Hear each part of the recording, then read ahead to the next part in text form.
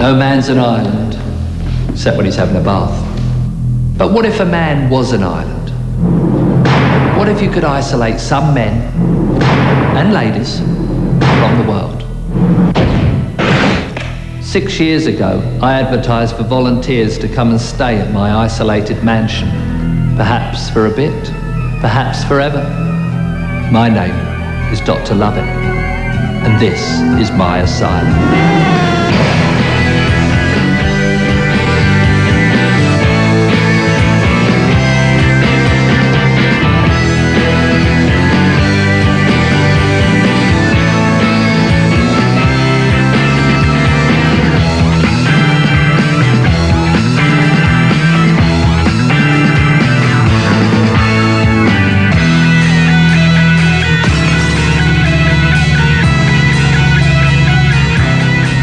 I know it's a long way to come, that's why you got mopeds. Hi, somebody's ordered a pizza and they're not claiming it. And you should be interested in my experiment here. Welcome to your new home. I'm going to say this once more and once more only because the words are sticking in my mouth like conkers. You know I only came here to deliver a pizza, don't you? Oh, beef magic, yeah. How do you know it was a beef magic? Lucky guess. You ordered it, didn't you? The Pegg Meister is sending you down. Cup of tea, Simon? Oh. He's quite a feisty one, isn't he?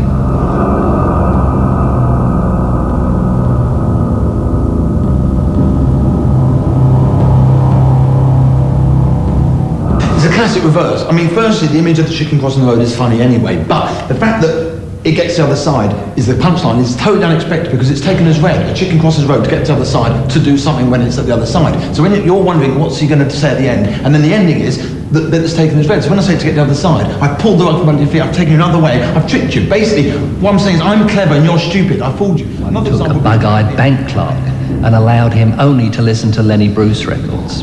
Do you think tramps find each other smelly?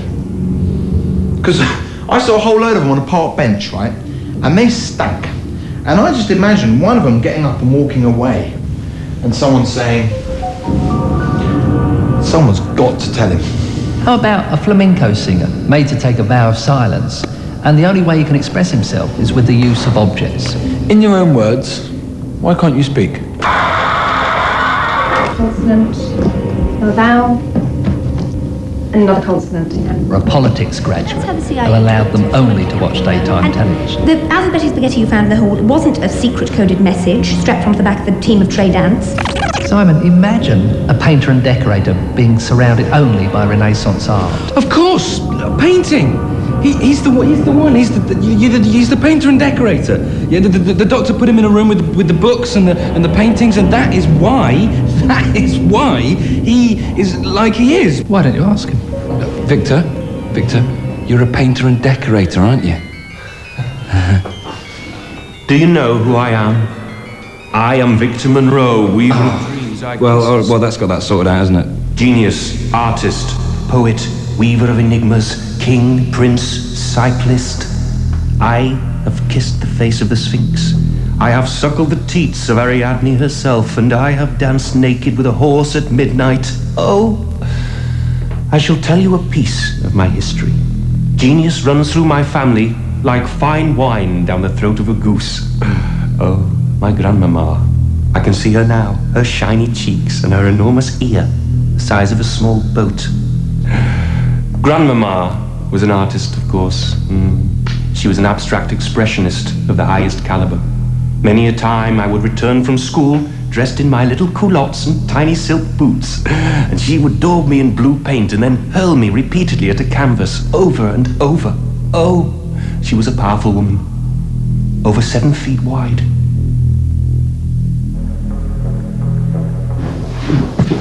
Hi, gang. Medication time. Right, you know the drill, because the cutbacks was only one pill between the three of you, so on your marks, off your trolleys, and go.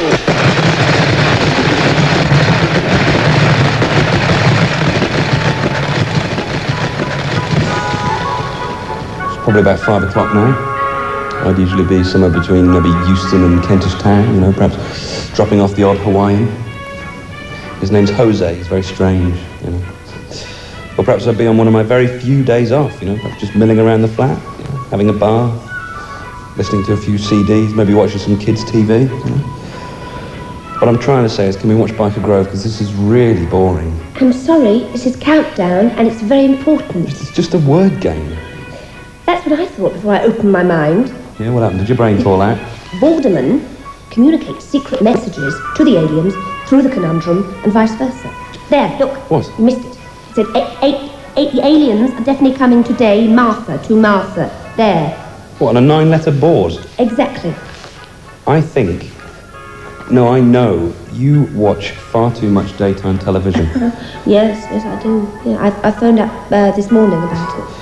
What, did they put you on, did they? No, Finnegan and Madrigal conspiracy to keep me quiet. What, Richard and Judy? I've got another theory about them, actually. It's quite explosive. Yeah? I've reason to believe, compiled evidence to the fact that, in fact, Richard and Judy are married. Yes! Look. I'm on the pill. Note, visual gag, stand on pill, on the pill. Big laugh, possible encore. Oh shit, I've crushed it. Nurse? So you say the aliens are coming to see you today? Yes. I've asked them to pop round after Vanessa, because there's quite a good topic on today. Cystitis, so I shall be on the edge of my seat. And what do you think the aliens will want from you? Well, I'm hoping they might want to conduct some, bizarre sort of sexual experiments, but failing that, I expect they shall be asking me to channel more messages for Borderman.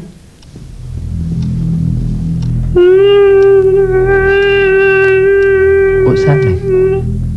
I'm just channeling a message. What are the aliens saying? They want to ask Borderman a question. What? What's Richard Whiteley like in real life? I think it's quite a good question, really. I'd want to know. Right, well look, the easiest way to describe it is at the top you got the Prime Minister. He's the bog roll, right? Underneath him you got the Cabinet. That's the Minister of Transport, Defence, everything. They're all in the egg box. Hang on, strictly speaking, the Prime Minister's answerable to the Queen, isn't he? Here we are, look, that's it, paracetamol, that's the Queen. She's up the top, see, like this. And he... Oh, Christ, it's gone down the bloody tube, wait a minute.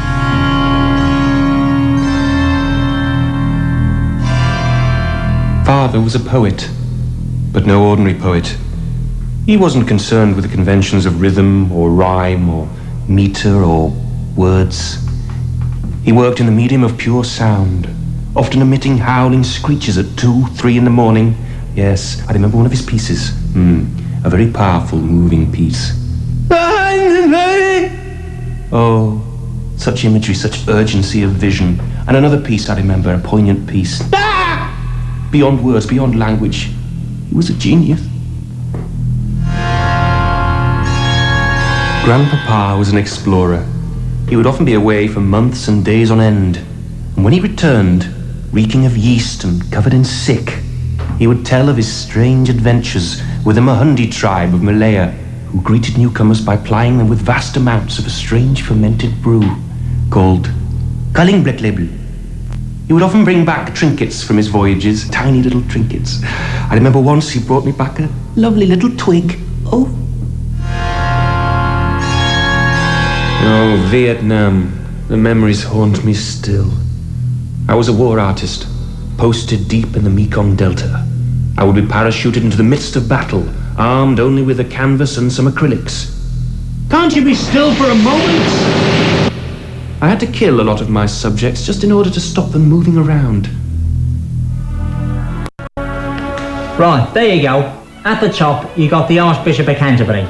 He's a brown envelope, and he's got the last word, really, because the Queen turns to him for advice. He's head of the church, isn't he? But, oh, hang on. Wait a minute. He's a bloody tea boy next to the Pope, isn't he? Look, here we go. Now, the Pope, he is the cat's arse. So it doesn't matter who you vote for, it's a bloke in the plastic cup who's pulling the strings. Got it?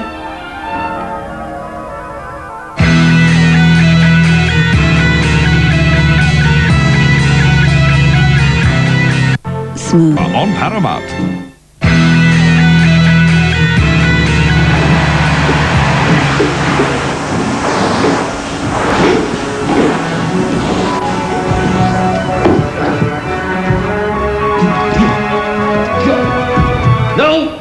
Ah, your bodies are futile. I could piss better patterns than this. Bloody peasants. Ah, silent face. Your art can save me. Your art is beautiful. Let me see your art. Let me feel your art. Let me come inside your art. Well, go on then.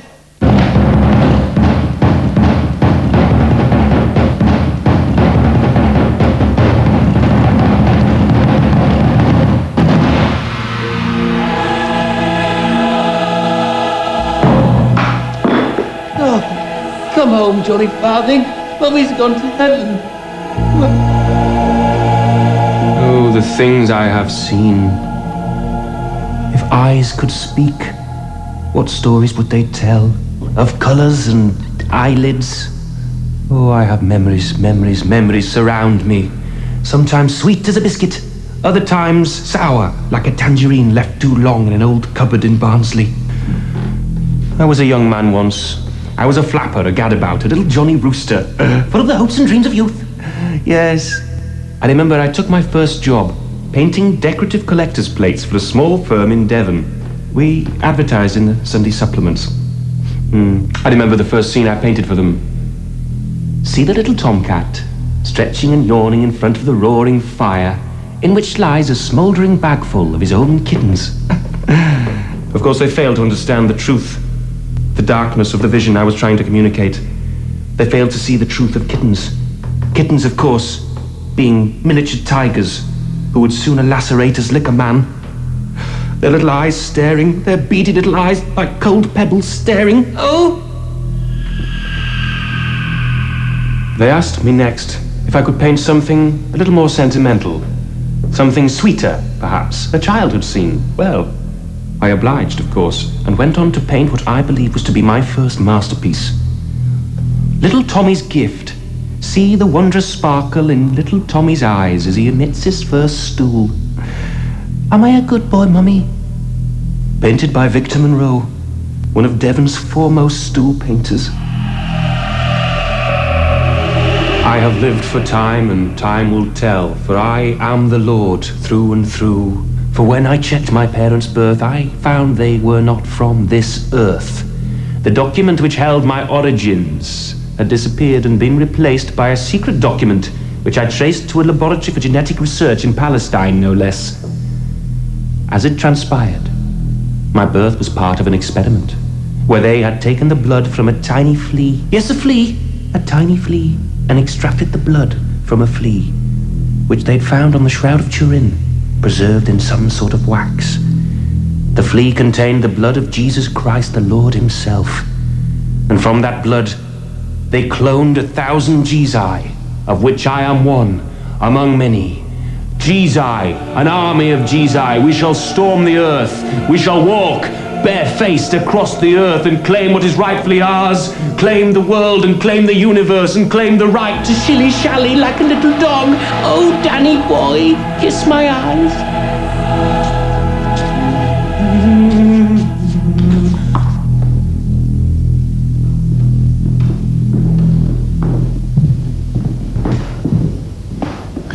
So are you serious about these aliens? Sorry, yeah. Are you serious about the coming down? I mean, you can further than lunch on this one, yeah? Oh, yeah, it all adds up. Borderman's missive, the 3 letters this morning, even you, Simon. You're pizza delivery boy. Well, you're not just a pizza delivery boy.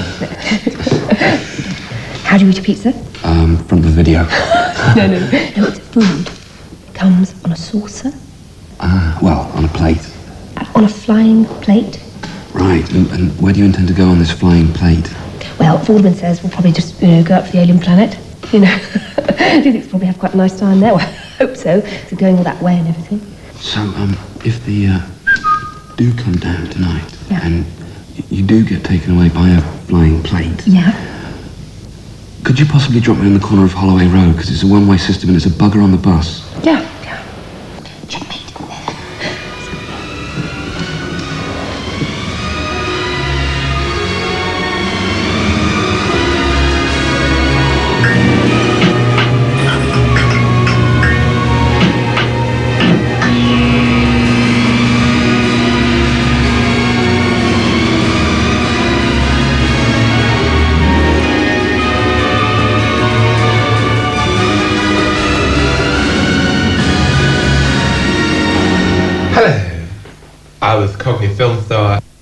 83 to 85, and I was in the film! Yeah!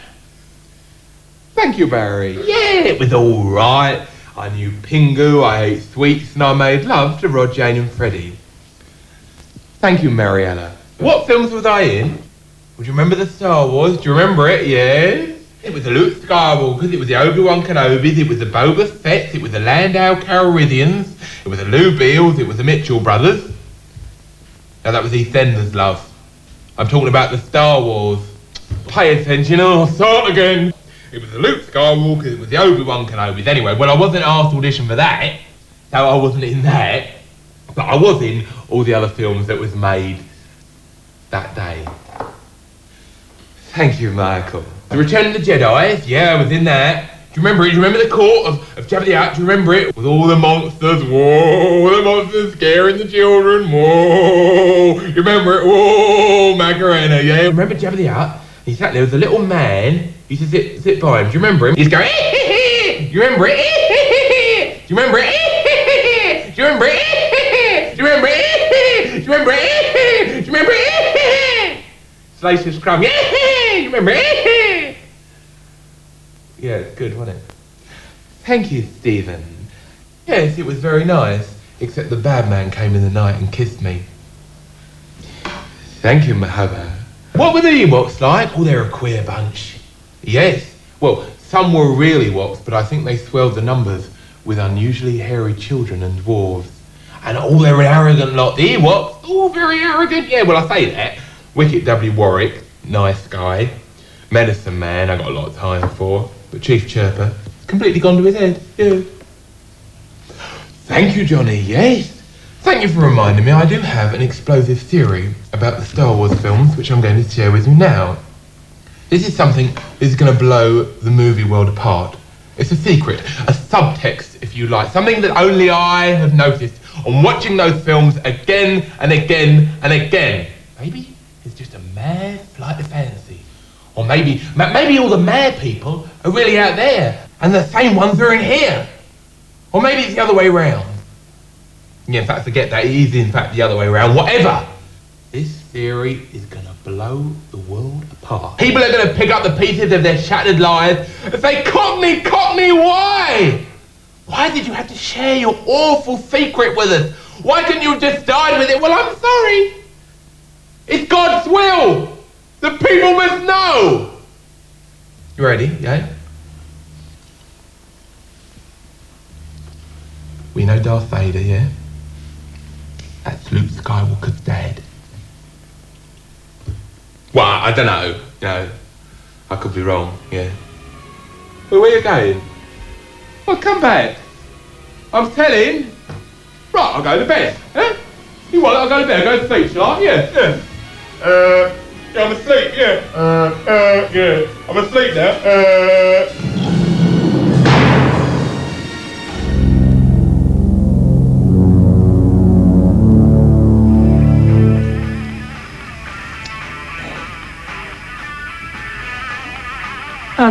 That's that Jimi Hendrix, isn't it? So, he was on the telly a couple of weeks back. I was flicking through the channels, I was trying to find Crime Watch. And this thing came up as three geezers with flared trousers playing guitars. I thought, that's not bloody Crime Watch. This is a reconstruction of a stolen amplifier, you know. It was in black and white. I thought, the telly's on the blink, you know. Then this title came up, it said Jimi Hendrix. And he's at a concert, you know, and he's kneeling down on the stage. His guitar's in front of him, and it's alight. It's in flames, you know. He's probably had a wiring problem or something like this. Well, he's flapping his hands around, he's blowing it. I said, you won't put that out, Jimmy. That's wood, mate. Once that catches, you got no chance, you know. But he was doing his level best, God bless him. And I was intrigued, you know, so I popped out to the kitchen for a packet of custard creams. I come back in, and I swear to God, he's got hold of this guitar, and he's smashing it against the amplifiers. Well, he's never going to put it out like that, is he? No bleeding idea at all. And all the while this is going on, the other pair are playing away like nothing's happening. Haven't even noticed the rhythm section. I expect they're all on drugs. 2 years in the army wouldn't do him any harm. Anyway, at the death, he's got this guitar and he's thrown it into the audience. And that was a very irresponsible thing to do. Could have had somebody's eye out for that. He was a fool, wasn't he? If he'd just taken the precaution of wearing a small fire extinguisher on his belt, he'd have had that blaze out in seconds. Ruined the bloody show. I'd have had my money back. Very unprofessional.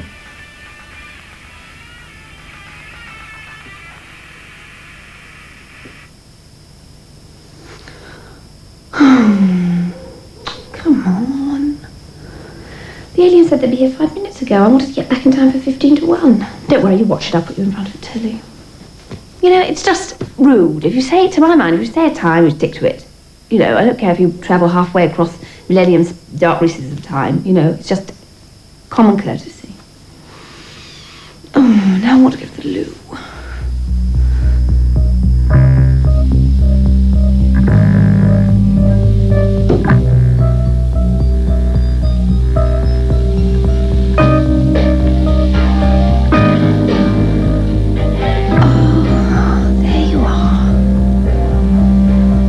I've been waiting for 10 minutes. Come on. I haven't eaten yet, by the way.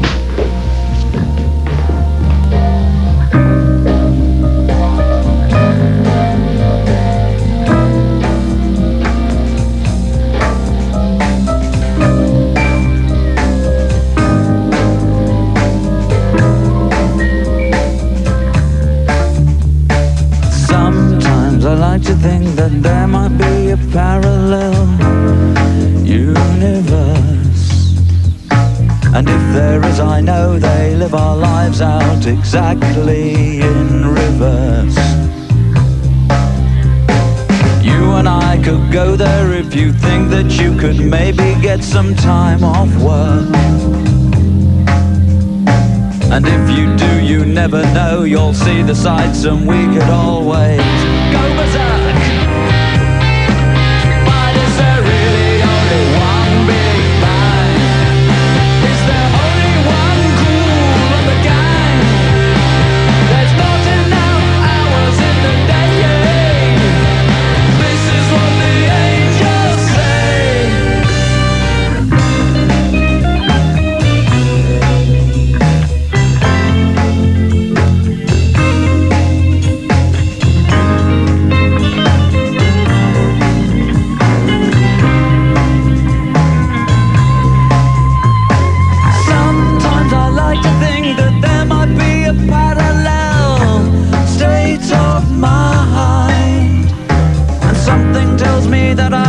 Find it before I get left behind. Oh, you and I could go there if you think that you could maybe do that. Could catch you. And if you do, you never know, you'll see the sights and maybe even want me to. But is there really only one big kind? Is there only one cool? There's not enough hours in the day. This is what the angels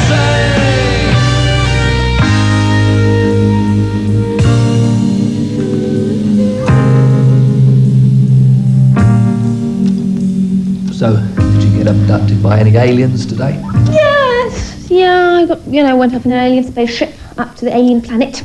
Well, what was it like? Well, it was all right. I wouldn't go again, though. Any bizarre sexual experiments? No. What did they do? Well, the main alien and his wife sort of invited me around to dinner. When I say dinner, but it was more sort of, it was more like a cold buffet. And to my mind, it's either dinner or drinks. And, and they sort of said the vol au vents were homemade, but they just so obviously weren't. They so obviously were shop bought. I'd come all that way and... Yes. Yeah, they had terrible taste. Yeah, they obviously had a lot of money, but the carpets and the curtains completely clashed. There were the different shades of green. Do you see? It's just a no-no. No. Yeah, and and then I made a terrible, sort of social faux pas. Because the alien wife she had quite a kind of strangely shaped face, so I just suggested, a makeover as a sort of cultural exchange sort of thing.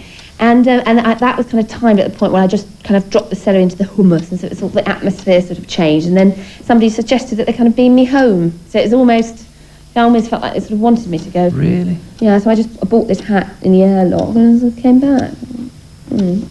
Yeah, but I did find out a very important bit of information, though. You know God? Yes. One of the aliens said that they had very, very definite proof that God actually exists. Actually, hang on. Whether it's very definitely that he doesn't exist. I can't remember which one it is, but it's probably not important. I must say, lovely quiche, broccoli and cheese, very peppery. Oh, well, that's the main thing. Yeah.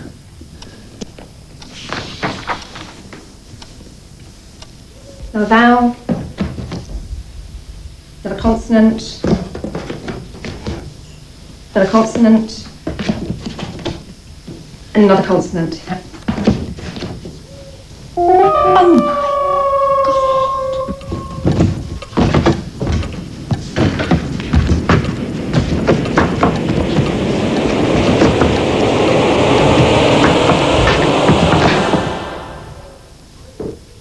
Jaffa cake, of course.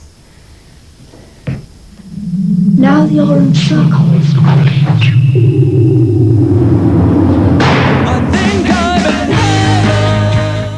Same time tomorrow night here on Paramount, Collins and McConey lighter at the back of a dark cinema, home to their movie club. Next tonight, though, an insight into the inner workings of the British judiciary in Monty Python's Flying Circus, next on the Paramount Comedy Channel.